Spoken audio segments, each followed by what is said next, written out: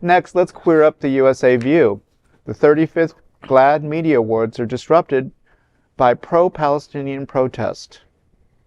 The recently held 35th GLAAD Media Awards ceremony was faced disruption as over 150 demonstrators gathered at Manhattan's Hilton Hotel.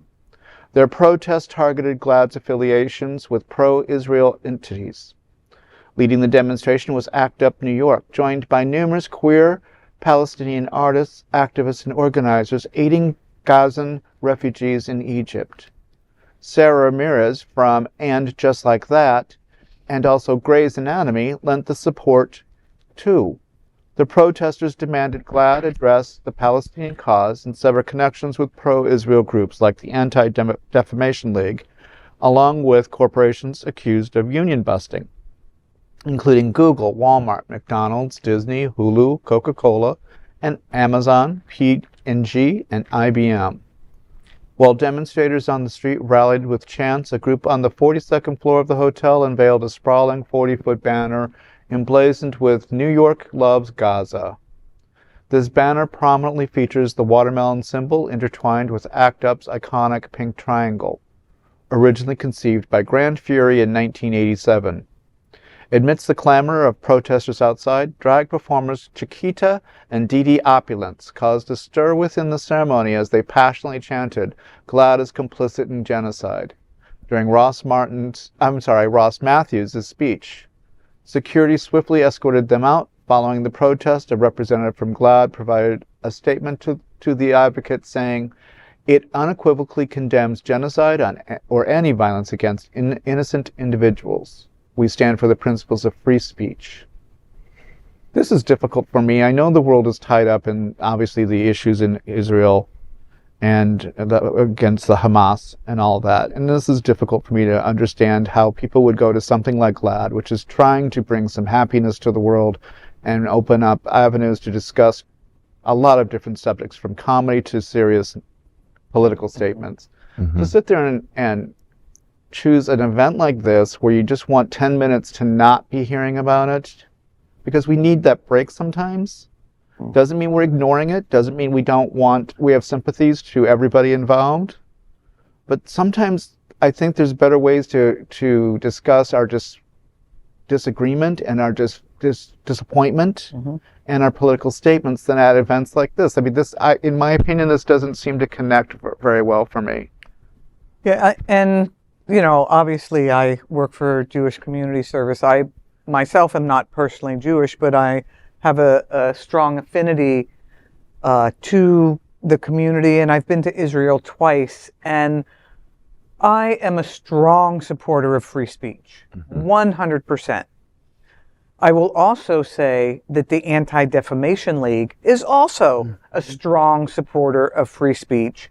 And the community. And the community, absolutely. They're strong supporters of the LGBT community. They don't support the humanitarian crisis. Right. Everyone should be able to agree that what is happening to the people, the innocent people in Gaza, is horrific. And it's unfortunate that Hamas has created an environment where they are using these people to protect themselves. That being said, what is happening as a result of these protests is, first of all, people who have no idea about the issue are listening to what somebody says to them and repeating it. And first of all, this conflict has been happening for like 4,000 or more years. Yeah. Right. And so anytime I hear, anytime, and all the American presidents say it, I'm the one who's going to get these two people. You're not going to get these groups to talk to each other. It's not going to happen. But one of the really sad things that's happening, and we see it on the college campuses, all these protests. First of all, they're outsiders coming in to fill these students' heads. I agree that there are reasons to protest.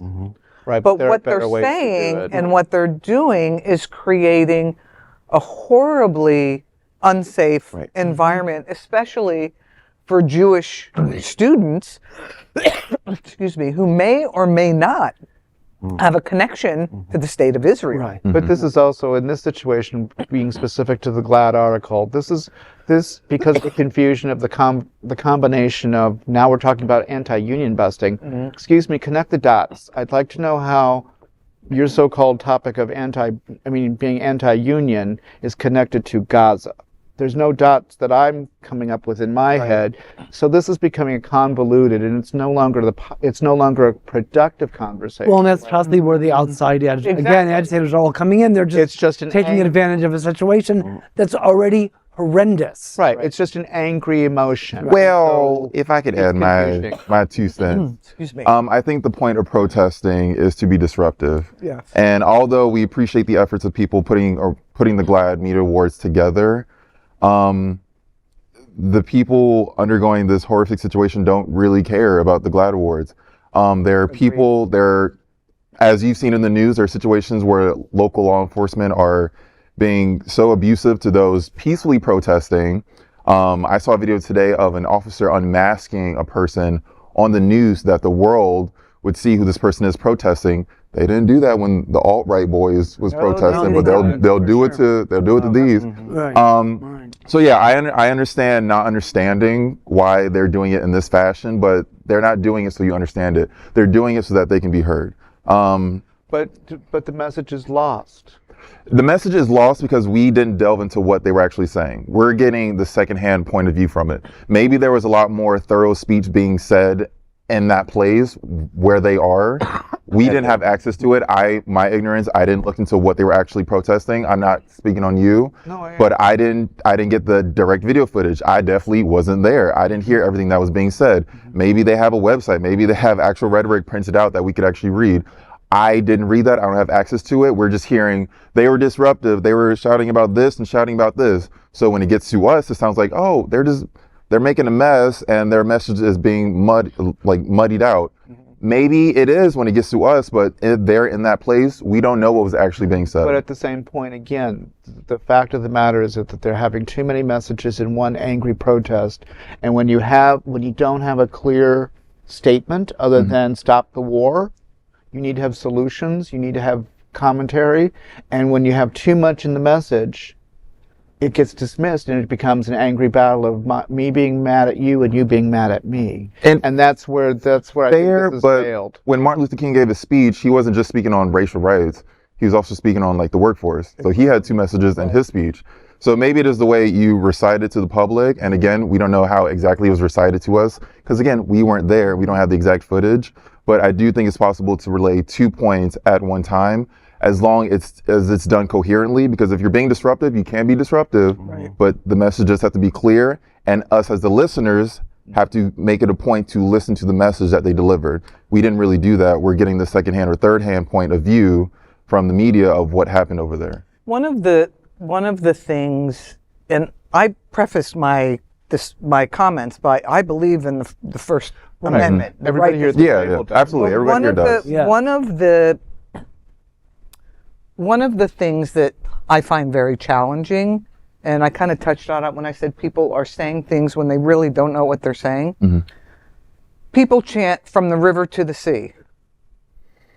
And they don't understand that what they're saying is Israel does not have a right to exist, and it should be blown off the planet.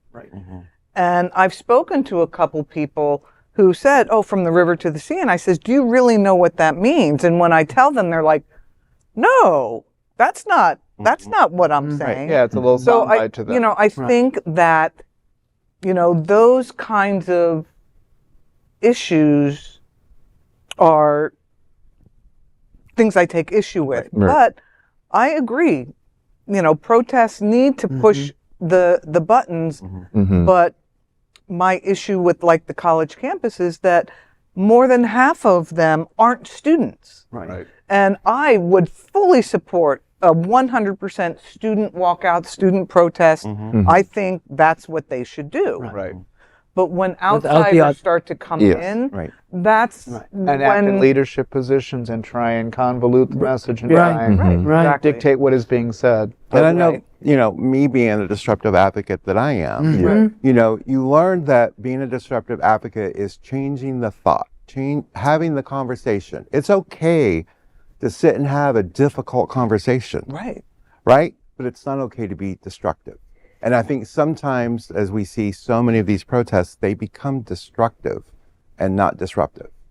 That's right. We can agree as a whole table that we need a clear, concise message. We can also agree that we will make it a point to do the homework because ignorance is what is breeding all of this. Education. Ignorance, the violence, and all that good stuff. We need education. We need to inform ourselves. And also, we just want the innocents to be protected Absolutely. and just like protect the babies. Bring the hostages home. Exactly. Cease the goddamn fire. Yes. Right.